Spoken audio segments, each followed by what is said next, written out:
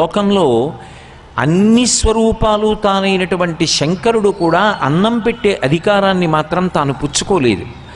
ఆయన నిజానికి కంటికి కనపడేటటువంటి 8 భూతములుగా ఆయనే ప్రకాశిస్తున్నాడు. శంకరులు దక్షిణామూర్తి స్తోత్రం చేస్తూ భూరంభంశనలో నిలోంబర మహార్నాథో హిమాంసు పుమాన్ ఇచ్చాభాతి చరాచరాత్మకమిదం యస్యైవ మూర్త్యష్టకం నాణ్యక్కించన విద్యతే విమృశతాం యస్మాత్ పరస్మాద్ విభో తస్మై శ్రీగురుమూర్తయే నమయిదం శ్రీదక్షిణామూర్తయే అంటారు. అష్టమూర్తి తత్వంగా ప్రకాశించేటటువంటి శంకరుడు కాంచీపురంలో పృథివీలింగంగా, జంబుకేశ్వరంలో జలలింగంగా, శ్రీకాళహస్తిలో వాయులింగంగా, అరుణాచలంలో అగ్నిలింగంగా, చిదంబరంలో ఆకాశలింగంగా, కోణార్కలో సూర్యలింగంగా, సీతాకుండంలో చంద్రలింగంగా, కాఠ్మండూలో యజమానలింగంగా 8 మూర్తులుగా ఆయనే ప్రకాశిస్తున్నాడు. 8 మూర్తులుగా ఆయనే ప్రకాశించి అంతటా ఆయనే నిండి నిబిడీకృతమైనప్పటికీ కూడా అన్నం పెట్టే అధికారాన్ని మాత్రం ఆయన తన యందు ఉంచుకోలేదు. అది భార్య అయినటువంటి పార్వతీదేవికిచ్చి నువ్వు అన్నపూర్ణ, నువ్వు లోకాలకి అన్నం పెట్టు అన్నాడు. ఎందుచేత అంటే బిడ్డల యొక్క ఆకలి తెలుసుకోగలిగినటువంటి లక్షణము అమ్మయందు ఉంటుంది తప్ప తండ్రి యందు ఉండదు. ఆ మాతృత్వానికి ఉండేటటువంటి అద్భుతమైన లక్షణం అది. తల్లి తండ్రి కూర్చుని మాట్లాడుకుంటున్నారనుకోండి, ఎక్కడో పిల్లవాడు అరిచాడు.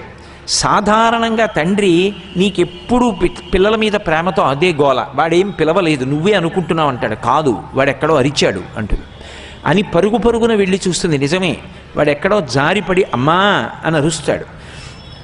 అమ్మకి ఆర్తితో పిలిచిన కేక వినపడినట్టుగా నిజానికి తండ్రికి వినపడదు. ఆ మాతృత్వం అనేటటువంటిది ఒక అద్భుతమైనటువంటి ప్రకాశం. ఆ ప్రకాశాన్ని పరమేశ్వరుడు ఒక్క స్త్రీమూర్తి ఎందే పెట్టాడు. అందుకే కడుపు తడిమి ఆకలి తీర్చి అన్నం పెట్టగలిగినటువంటి ఆ సౌహార్ద్ర లక్షణము తనంత తానుగా స్త్రీయందు ప్రకాశిస్తుంది. కాబట్టే తాను తనయందు ఉంచుకోకుండా అన్నం పెట్టే లక్షణాన్ని భార్య అయిన పార్వతీదేవికి ఇచ్చాడు. ఆవిడ అన్నపూర్ణగా నిలబడిందనుకోండి, ఏదో బిడ్డలు వచ్చి అడిగిన తరువాత లోపలికి తీసుకెళ్ళి వచ్చి గిన్నెతో అన్నం పెట్టడం కాదు. ఉభౌ దర్వీ కుంభౌ మణిగణక సంభావిత గుణౌ దదానాపాణిభ్యాం అమృతరసమృష్ణాన్న కలితౌ కలాఢ్యా కళ్యాణీ కలిత సదనా గిరసి శిరసస్య చౌ భ్రామర్యంబా రచయితు మదిష్టార్థ విభవం అంటారు శ్రీశైల సుప్రభాతంలో. ఆమె మణిగణఖచితమైనటువంటి బంగారు పాత్రలో పాయసం పోసి ఎడంచేత్తో పట్టుకుని కుడి చేత్తో బంగారు తెడ్డు పట్టుకుని పాయసంలో ముంచి సిద్ధంగా ఉంటుందిట. ఏమో ఏ బిడ్డడు ఆర్తితో అడుగుతాడో నేను అన్నం పెట్టాలని. ఈ భూమి యొక్క వైశాల్యం ఒక్క అంగుళం మారదు, కానీ ఇన్ని కోట్ల మంది ప్రాణులకు అన్నం పెట్టేటటువంటి ఆ అన్నపూర్ణ తత్వం మాత్రం లోకంలో మనుష్యులకు కాదు, ఏ ఒక్క ప్రాణికి అన్నం లేదన్న మాట లేకుండా ఇంతమందికి అన్నం పెడుతున్నటువంటి ఆ మాతృత్వ శక్తిని అన్నపూర్ణగా స్త్రీ యందు ఉంచాడు తప్ప పుంస్వరూపంగా పరమశివుడు తన యందు ఉంచుకోలేదు. అంటే బిడ్డల యొక్క కడుపు తడిమి ఆకలి తీర్చడంలో అమ్మకి ఉండేటటువంటి ఆర్తి ఎలా ఉంటుందో చూడండి. లోకంలో ఒక దృష్టాంతం చెప్తుంటారు.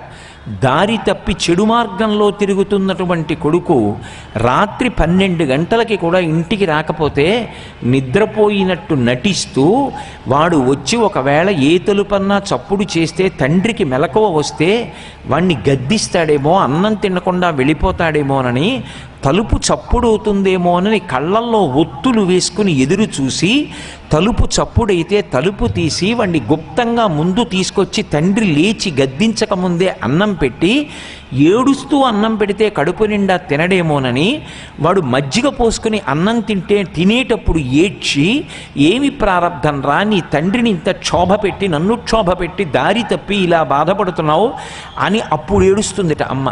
వాడు ఎక్కడ అన్నం తినడోనని ముందు ఏడ్పు కూడా ఏడవదు. అంతటి మహాత్యాగశీలత్వం ఏదో శిక్షణా కేంద్రాల వల్ల రాదు. అది ఏదో తల్లితనంలో ఈ మమకారం కానీ తల్లితనంలో కారుణ్యాన్ని కానీ నేర్పడానికి శిక్షణా కేంద్రాలు లోకంలో లేవు. లలితాపరా భట్టారిక స్వరూపాన్ని చూడ్డానికి ఏ కాంచీపురమో శృంగేరియో వెళ్ళక్కర్లేదు. అప్పుడే పుట్టినటువంటి తన పిల్లలకి పాలిచ్చినటువంటి కుక్కలో కనపడుతుంది. అప్పుడే పుట్టినటువంటి తన పిల్లల్ని గ్రద్ద తన్నుకుపోకుండా రెక్కలు జాపి దాని కింద పిల్లల్ని పెట్టి రక్షించుకున్నటువంటి కోడిపెట్ట యొక్క కళ్ళల్లో ఆ మాతృత్వం లలితా పరాభట్టారికత్వం కనపడుతుంది. లోకంలో ఆ మాతృత్వం అనేటటువంటిది లేని నాడు అసలు ఈ సృష్టి లేనే లేదు. ఎందుచేత అంటే ఒక మాట చెప్తారు పెద్దలు, స్త్రీకి జీవితంలో అన్నిటికన్నా గొప్పది అంటే మంగళసూత్రమే. ఆ మంగళసూత్రం కన్నా గొప్పది ఇంకొకటి ఉండదు. నా భర్త అదొక్కటే. మీరు చూడండి, లోకంలో పురుషుడు అనలేని మాటలు 2 స్త్రీ మాత్రమే అంటుంది. ఈ 2 మాటలు పురుషుడు తన జీవితంలో అనలేడు, స్త్రీ అంటుంది. ఇది నేను కేవలం పొగడడానికి అంటలేదు, శాస్త్రాన్ని ఆధారం చేసుకు చెప్తున్నాను. నేను మీ చేతిలో వెళ్ళిపోవాలి, ఈ మాట స్త్రీ ఒక్కతే అంటుంది. ఆమెకి ఎప్పుడూ కూడా ఆయన తర్వాత తాను అన్న భావన ఆమె అంగీకరించదు. ఈ పసుపు కుంకాలతో, ఈ మంగళప్రదత్వంతో మీ చేతుల మీద నేను వెళ్ళిపోవాలి, ఇది కోరుకోగలిగినది ఎవరు అంటే ఒక్క స్త్రీయే కోరుకుంటుంది. బిడ్డడికి ఆపద కలిగిందనుకోండి, బిడ్డడికి ఏదైనా కష్టం వచ్చిందనుకోండి, వెంటనే నా ఆయుర్దాయం పోసుకుని నువ్వు బ్రతకరా నాన్న అనగలిగినది ఎవరు అంటే అమ్మ ఒక్కతే. ఆమె ఎంత చదువుకుంది అన్నది పక్కన పెట్టండి, ఆమె ప్రాణం ఎంత వెంపర్లాడిపోతుందో, ఆ మాతృత్వానికి ఉన్నటువంటి విశేషం ఏమిటో నిజంగా పరమేశ్వరుడు ఎలా సృజించాడో అర్థం చేసుకున్ననాడు ఎక్కడైనా స్త్రీ కనపడితే ప్రతి స్త్రీయందు మాతృత్వము నిబిడీకృతమై ఉంటుంది. కాబట్టి కన్నుదోయికి అన్య కాంతలడ్డంబైన మాతృభావన చేసి మరలువాడు అంటారు పోతన గారిని. ఇంత పరమ పవిత్రమైనటువంటి అమ్మవారి విభూతిని సంతరించుకున్న తల్లి అని ఆమె పాదముల వంక చూసి నమస్కారం చేసి తప్పుకుంటాడు తప్ప అన్యమైనటువంటి భావన మనసులో పొంగేటటువంటి అవకాశమే ఉండదు. ఈ జాతిలో ఎప్పుడు అనవసరపు విషయాలు ప్రబలుతాయంటే సంస్కృతిని ఉపదేశం చెయ్యనప్పుడు, కావ్య పురాణాంతర్గతంగా స్త్రీ యొక్క వైశిష్ట్యాన్ని ఎంత గొప్పగా ఆవిష్కరించారో ప్రబోధం చెయ్యడం ఆగిపోయినప్పుడు లోకంలో నేర మనస్తత్వం పెరుగుతుందేమో. కానీ మంచి మాటలు కావ్య పురాణాంతర్గతంగా వేదాంతర్గతంగా స్త్రీని ఎంత గౌరవించి మాట్లాడాయో చెప్పినప్పుడు అసలు నేరముల సంఖ్య అలా ఉండదు. కాబట్టి అది ఒక్క తల్లికే చెల్లుతుంది. అది మీరు ఎన్ని చెప్పండి, ఏం చెప్పండి, చదువుకుందా చదువుకోలేదా అన్నదానితో సంబంధం ఉండదు. అవసరమైతే తన ప్రాణం వదిలేస్తుందంతే అమ్మ. అది పురుషుడి వలన వశం కాదు, అది ఒక్క స్త్రీకే సాధ్యం. ఆ మాతృత్వం అపురూపం. అసలు దాని చేత స్త్రీ పట్టాభిషేకాన్ని పొందింది. నాకు ఈ మాట చెప్తున్నప్పుడు ఒక విషయం జ్ఞాపకానికి వస్తుంటుంది ఎప్పుడు. నేను ఒకసారి నిడదవోలు స్టేషన్లో నిలబడి ఉండగా ఏదో రైలు వచ్చింది. అది పాసింజర్ రైలు అనుకుంది పాపం. ఎవరో అసలు ఏమీ చదువుకోనటువంటి కుటుంబం, 3 బిడ్డలు, చిన్న బిడ్డలతోటి కడుపు నిండా అన్నం తిందో లేదో కూడా, సగం బట్ట కట్టుకుందో లేదో, భర్త, 3 పిల్లలు నించున్నారు. అది బహు తక్కువ చోట్ల మాత్రమే ఆగేటటువంటి చాలా వేగంగా వెళ్ళిపోయే రైలు.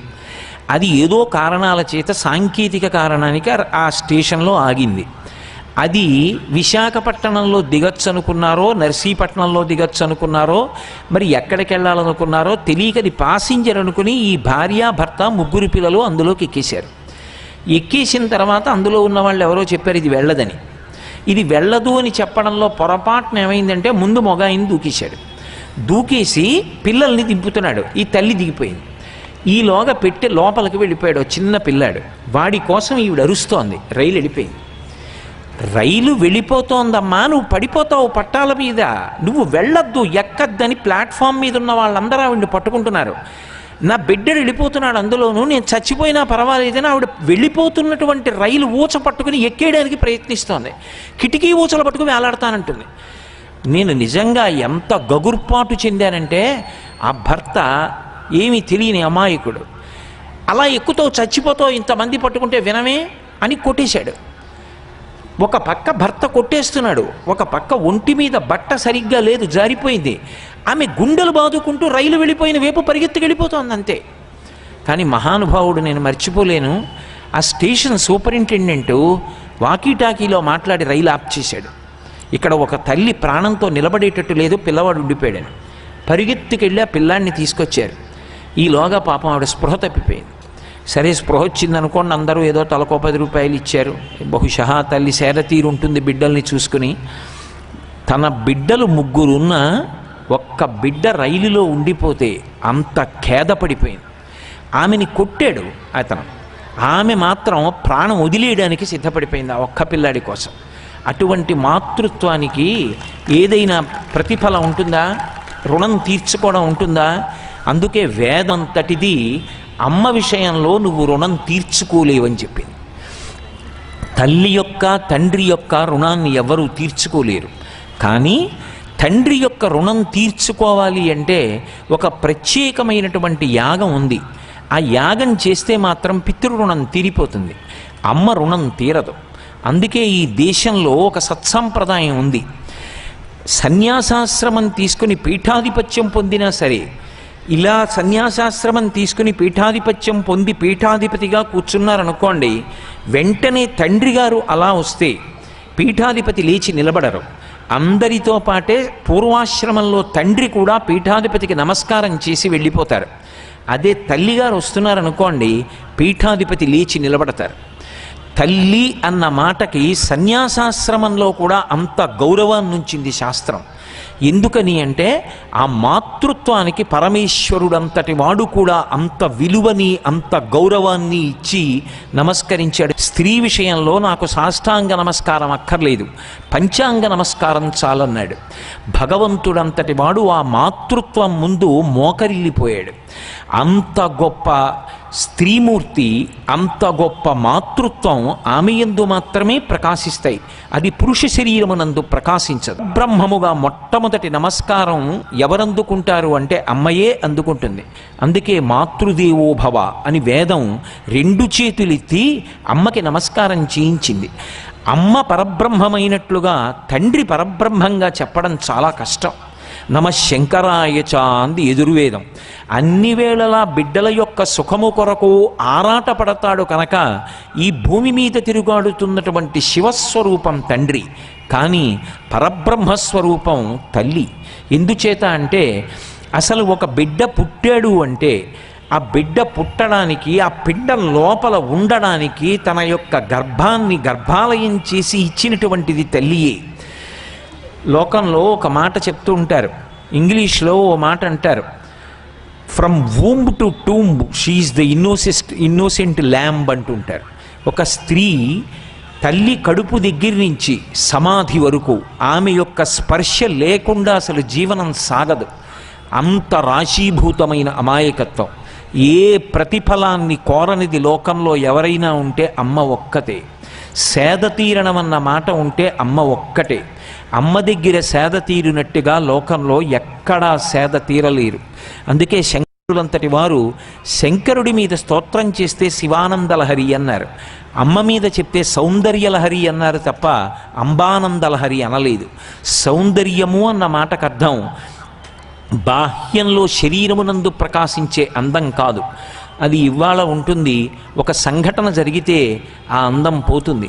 శంకర భగవత్పాదులు అన్నట్టుగా మాకురు ధనజన యవ్వన గర్వం హరతి నిమీషత్కాల సర్వం మాయామయమిదమఖిలం హిత్వా బ్రహ్మపదం త్వం ప్రవిశ విదిత్వా అంటారు.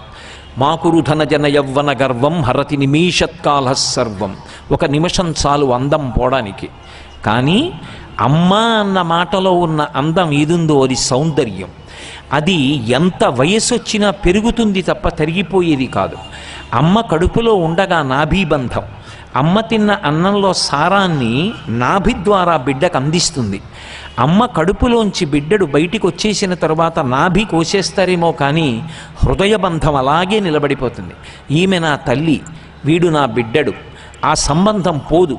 చిట్ట చివరికి ప్రాణ అపాన వ్యాన ఉదాన సమాన నాగ కూర్మ కృకర ధనంజయ దేవదత్తములనేటటువంటి 10 వాయువులలో వ్యానవాయువు అనేటటువంటి వాయువు శిథిలమైనటువంటి ఆస్తి మీద యాజమాన్యపు హక్కు పెట్టుకున్నట్టుగా శరీరాన్ని ఆశ్రయించి ఉండిపోతుంది. ఆఖరణ ఏదో పాడుపడిపోయిన ఒక భవనం ఉందనుకోండి, ఎవరైనా చటుక్కుని అమ్మేస్తారేమోనని ఇది ఫలానా వారికి చెందినది అని అక్కడ ఒక చిన్న ఫలకం పెడుతూ ఉంటారు. అలాగే ఇందులోంచి జీవుడు వెళ్ళిపోయినా ఈ శరీరము నాది అనేటటువంటి ఒక అభిమాన దేవత ఉండిపోతుంది.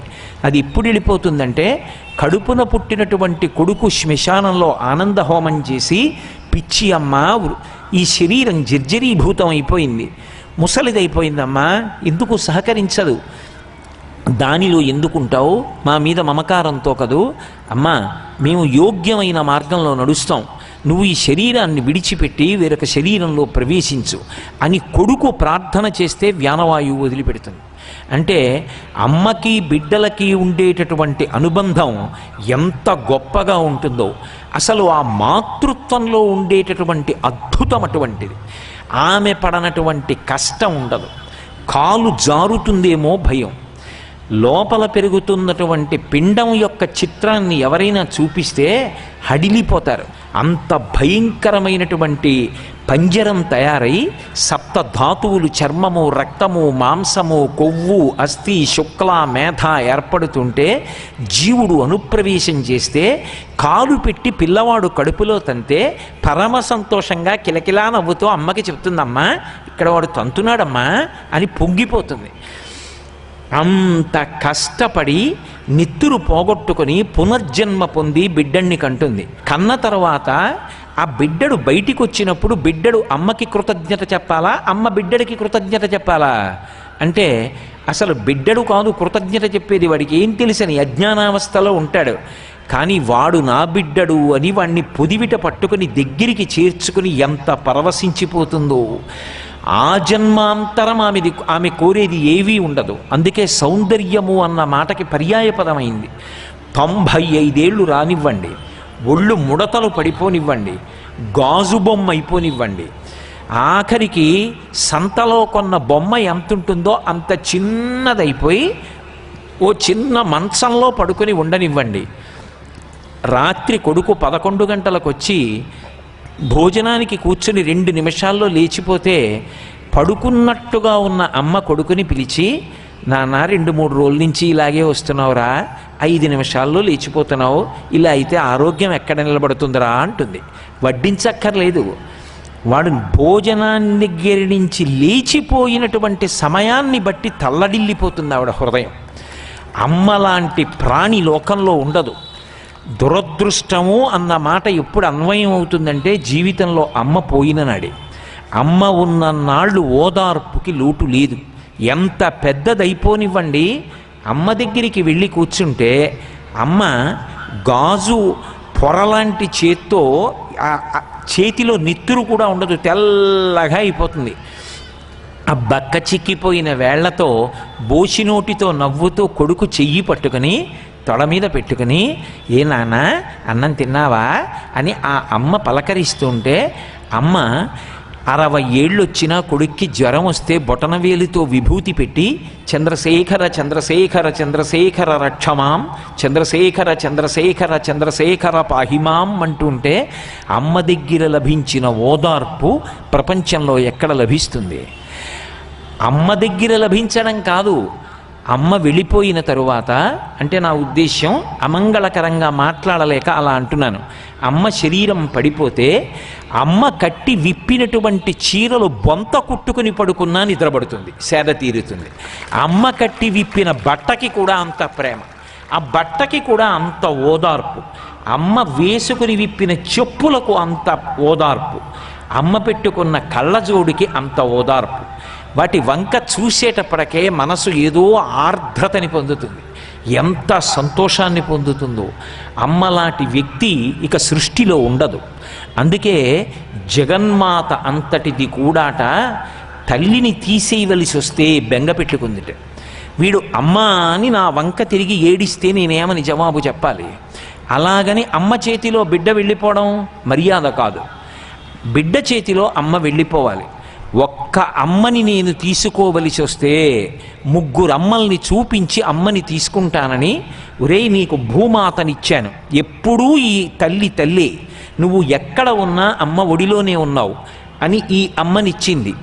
దేశమాత, ఈ దేశానికి అంతటికీ అధిష్టానం ఉంది, అది దర్శించారు దేశభక్తులు. ఇది ఈ దేశం యొక్క ఋషి సంప్రదాయం. ఇది కేవలం మట్టి అని వాళ్ళు అనలేదు. వందే మాతరం, వందే మాతరం. సుజలాం సుఫలాం మలయజ శీతలాం సస్య శ్యామలాం వందే మాతరం అంటాడు బకించంద్ర చటర్జీ. ఒక వాల్మీకి ఎటువంటి వాడో, ఒక వ్యాసుడు ఎటువంటి వాడో, నా దృష్టిలో బకించంద్ర చటర్జీ కూడా అటువంటి వాడే. అలా దేశమాతనంతటినీ కూడా ఒక రూపంగా చూసి ఆరాధించాడు మహానుభావుడు. నీకు దేశమాతనిచ్చాను, ఒక్క అమ్మని తీసుకోవలసి వస్తే గోమాతనిచ్చాను. నా పుట్టినరోజు నాడు మా అమ్మ తొక్కుడు లడ్డూలు చేసి అంత వృద్ధాప్యంలో కూడా వణికిపోతున్న చేత్తో నాకు అక్షతలు వేసి నా తల మీద చేతులు పెట్టి నాకు లడ్డు పెట్టి తిను నాన్న అనలేదు, చేతిలో పెట్టలేదు, నోరు తెరు అని నోట్లో లడ్డూ పెట్టి నేను తింటుంటే ఎంత సంతోషపడిపోయిందో, ఇంకా ఇంకా వృద్ధిలోకి రావాలని ఎన్ని ఆశీర్వచనాలు చేసిందో. అటువంటి అమ్మ చేతి పదార్థం తినలేదని నువ్వు నన్ను రేపు పొద్దున్న నింద చేస్తావేమో, నీకు గోమాతనిస్తున్నాను. నీ పుట్టినరోజు నాడు ఆవు పాలు తాగు, ఆవు పాలు తాగితే ఎప్పటికీ నువ్వు అమ్మ చేతి అన్నం తిన్నవాడివి అని ఒక్క అమ్మని తీసుకోవలసి వస్తే జగన్మాత ముగ్గురు అమ్మల్ని చూపించి, ఆ పైన నీ అమ్మ ఎక్కడో లేదురా నాలోనే చేరింది, నా దగ్గరికి వచ్చి చేసిన నమస్కారం మీ అమ్మకే అందిస్తానని ఓదార్చి తీసుకుందిట. అమ్మ అన్న మాట అంత గంభీరం. నిజానికి తండ్రి కన్నా కొడుకు శరీరం వేరు, తండ్రి కన్నా కూతురు శరీరం వేరు. కానీ యథార్థం చెప్పవలసి వస్తే అమ్మ కన్నా కూడా బిడ్డ యొక్క శరీరం వేరు కాదు. నా గోరు తీసి అక్కడ పెట్టాననుకోండి, నా నుంచి వేరు చేసిన అది నా గోరి. నా కాలి వేలు ముక్క చేసి అక్కడ పెట్టాననుకోండి, అది వేరైపోయినా నా కాలి వేలే. నేను మా అమ్మ కడుపులో పెరిగాను. నేనే కాదు, మీరందరూ, మనమందరం అమ్మ కడుపులో ఊపిరి పోసుకున్నాం. అమ్మ తిన్న అన్నంలోంచి ఈ సప్తధాతువులు వచ్చాయి. ప్రసవ వేదన పడి ఎంత కష్టపడి ఈ శరీరాన్ని కందు. అమ్మ శరీరంలో అంతర్భాగం బయటికి వచ్చింది తప్ప గోరు ఊడి బయటికి వచ్చినా నాదైనట్టు మా అమ్మ శరీరంలో ఒక ముక్క ఈ శరీరం. కాబట్టి ఇది ఎప్పటికీ మా అమ్మదే తప్ప నాది మాత్రం కాదు. అందుకే అమ్మ అమ్మే. అబ్దుల్ కలాం గారంతటి మహానుభావుడు రాష్ట్రపతి పదవిని చేసి దేశానికి ఖ్యాతి తెచ్చినవాడు, అంతటి శాస్త్రవేత్త ఒక మాట రాసుకున్నారు వింగ్స్ ఆఫ్ ఫైర్కి ఉపోద్ఘాతం రాస్తూ. అమ్మ, రెండవ ప్రపంచ యుద్ధం జరుగుతున్నప్పుడు తినడానికి రొట్టెలు లేని రోజులలో నేను వచ్చి రొట్టెలు తింటుంటే నీకు ఉంచుకోకుండా రుచిగా ఉన్నాయని నేను రొట్టెలన్నీ తినేశాను, నాకు పెట్టేశావు. అన్నయ్య వచ్చి, ఏరా అసలే రెండో ప్రపంచ యుద్ధం జరుగుతోంది, రేషను గోధుమలు దొరకట్లేదు, నువ్వు రుచిగా ఉన్నాయని తినేస్తుంటే అమ్మ తను తినకుండా నీకు పెట్టేసింది. తను తినకుండా నీకు పెట్టిందే, పెట్టి ఇవాళ రాత్రి అమ్మ పస్తుంటోందే, చూసుకోక్కర్లేదా? అమ్మ నీకున్నాయా అని నువ్వు అడగక్కర్లేదా?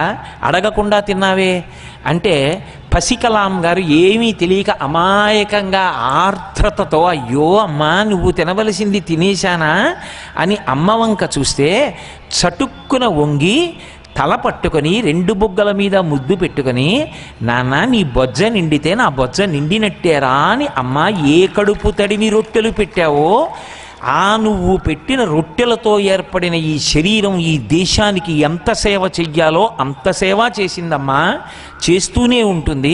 There comes a day of the final judgement అని రాసుకున్నారు ఆయన.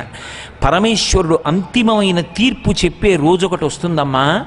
ఆ రోజున నేను ఈ శరీరాన్ని విడిచిపెట్టాక నువ్వు ఎక్కడకు ఉన్నా వచ్చి మొట్టమొదట నీ పాదముల దగ్గరే